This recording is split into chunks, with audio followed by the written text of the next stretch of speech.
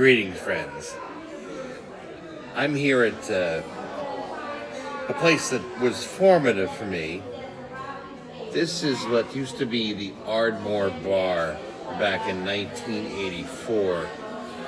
The Ardmore, it was across the street from my old dorm, right there. That's McCormick Hall. They're tearing that down. It's primarily my fault. The Ardmore used to be a great bar that I would vomit in on almost a regular basis, especially during import night. And it was like you could vomit across the world. I'm at my 30th college reunion. It's homecoming, and there's a bunch of old people here trying to grab a hold of the tender strands of their dwindling youth. Last night there was a cocktail party with no cocktails, just beer and wine. So a guy like me who was drinking frosty cocktails had to drink water. Kind of distressing, but what I noticed is that there's a shitload of old people around here. And I mean a lot of old people. Everyone's aged, except me and some of my friends. Most about everybody else. Aging. Terribly. This is McCormick Hall. I used to call this home. My freshman year, this was my dorm. And if you can't really make that out, it's actually shaped like a beer can. And ironically, it smells very much like a beer can after it's been sitting out for a few hours. I vomited in this building quite a lot. Lived up on the 5th floor on the other side. There's Wisconsin Avenue. As you can see, it's a fairly busy urban area. Anyway, a lot of my college stories are really about vomit, cleaning up after myself, and trying to get off of academic probation as much as I could. I always said it was the dean's list. I mean, my name was on a list and did sit on the dean's desk. Ipso fatso, it's a dean's list. But McCormick, there are a lot of memories in this building. From what I understood, mostly blackout. These are tough times. In 1987, I was kicked out of a restaurant here on the Marquette campus called Marquette Gyros. It was a Greek place, and I may or may not have been overserved that night. Had a bad ice cube or something, and I was rendered unconscious in a bathroom. I don't know how it happened. Well, I was told to never return to Marquette Gyros after I had passed out on the floor in the bathroom, and it was the only bathroom in the place and no one could get in for a good hour. Well, here's what remains of Marquette Gyros. An empty lot. I win. I win. I'm still standing and they're out of business. True story. I swear to you it's true. This is real chili. It's one of them Marquette traditions. It's been around since, I believe, Pierre Marquette discovered Michigan or whatever it was. Anyway, Real Chili is a restaurant that is open till like 4 o'clock in the morning, or always used to be. And 1985, 86-ish or so, I actually got involved in a oyster cracker fight with the late Chris Farley in this very restaurant. He was on one side, I was on the other side, and we were whipping oyster crackers at each other by the bucket loads. We were told to leave. I came back the next night. No one remembered. But Chris and I remembered. We remembered. So now I'm in Real Chili. Now here's what it looked like. I was on that side of the building, right? But like there's a bunch of people over there, so I couldn't sit over there. And Chris was on this side. And Chris was throwing oyster crackers at me one at a time.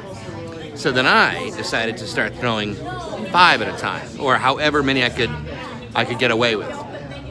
And there used to be an old woman that worked here like late at night. And she didn't like the fact that Chris and I would get involved in food fights. So at one point, we're literally reaching over the counter to grab more oyster crackers, and it was a bona fide Animal House style food fight. It was great. Now let me show you what I got here. This is a bowl of meat. It's chili. This thing called the Marquette Special, which is like spaghetti, the meat, and beans. But you know, in this low carb lifestyle of mine, I don't get the spaghetti and the beans. I just get the meat. Look at all that grease and oil. Oh my God, it's so good. Here's another true story. There used to be a Mexican restaurant across the street, and one night I went over there, and I may not have had my full wits about me, and I went over there to have the double chimichangas and nachos, and I left and then completely forgot that I was full, and then came here for my favorite, which was the bowl of meat. It's not called the bowl of meat, I called the bowl of meat. You came to Real Chili's and said, just give me meat. They wouldn't associate that with me, especially now because everybody here doesn't even know who I am. And I came back here for a bowl and a half of meat, and the next morning it was like a volcanic eruption had blasted out of me. I was like Mount St. Helens, blowing lava everywhere. It's disgusting. Oh my God, that's like, it's so freaking good. It's a taste of my youth. That's one of the things you never forget. No matter how drunk you were, or how drunk I was coming into this place, I will never forget that. Oh my God, so across the street used to be a series of bars that were legal for us to go into back then. Well, here's the thing. Behind me here used to be a bar called the Avalanche Super Bar. There was nothing super about it other than it had two traditions. One, when you finished your cheap bottle of red, white, and blue beer, you smashed your bottle on the floor. That's a good tradition. And then the second tradition is that at least once a night, or several times a night, there would be this tradition called the Naked Beer Slide. It's exactly what you think it is. People would get naked, and they would slide across the broken glass on the bar. Right over there. Doesn't exist anymore. All the bars torn down, the property bought by Marquette. Kind of sucking the fun out of this place. God damn it. But man, the naked beer slides, that was quite a spectacle. Men, women, yours truly, all coming off the bar, pulling broken glass out of our chests. Man. That was a good time. That was a good use of our parents' hard-earned money. It really was. The naked beer slide. Tradition that sadly has gone away. You couldn't do the naked Qdoba slide. You can slide in a bunch of, queso. Doesn't have the same appeal, really. Okay, so this is my final video of the night. It's been a long day. I'm so sick of all the people I went to college with. But I want to gain a perspective. I want you all to gain a perspective of what the expectations were of me in college. This is my friend Marianne.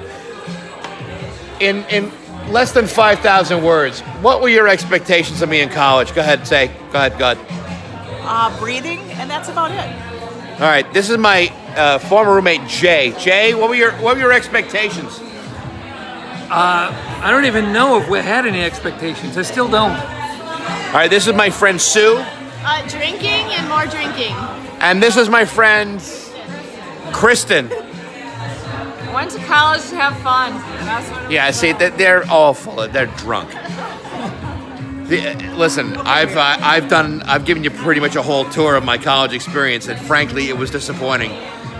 The way I pissed away my parents' money is astounding. It really was a great waste of their time and effort. And you know what?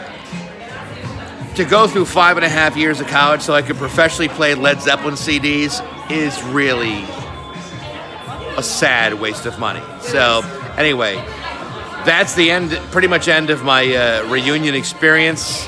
I go back on Monday and it's back to the same old bullshit as ever before. It was so long.